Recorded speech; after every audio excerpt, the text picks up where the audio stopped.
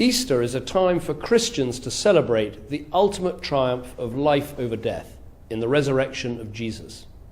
And for all of us, it's a time to reflect on the part that Christianity plays in our national life. The church is not just a collection of beautiful old buildings, it's a living, active force doing great works right across our country.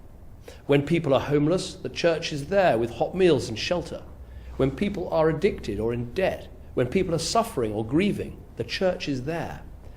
I know from the most difficult times in my own life that the kindness of the church can be a huge comfort. Across Britain, Christians don't just talk loving thy neighbour, they live it out in faith schools, in prisons, in community groups. And it's for all these reasons that we should feel proud to say, this is a Christian country. Yes, we're a nation that embraces, welcomes and accepts all faiths and none, but we're still a Christian country.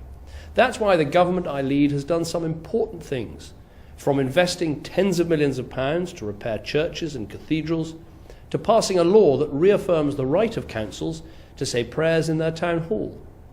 And as a Christian country, our responsibilities don't end there.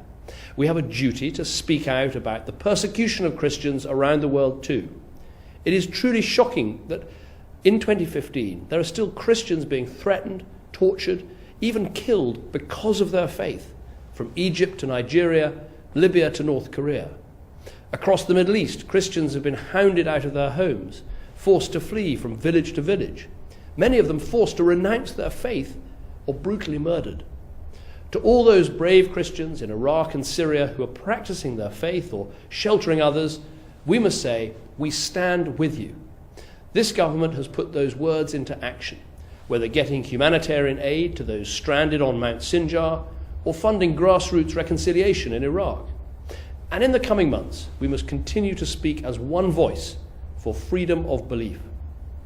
So this Easter, we should keep in our thoughts all those Christians facing persecution abroad and give thanks for all those Christians who are making a real difference here at home. On which note, I'd like to wish you and your family a very happy Easter.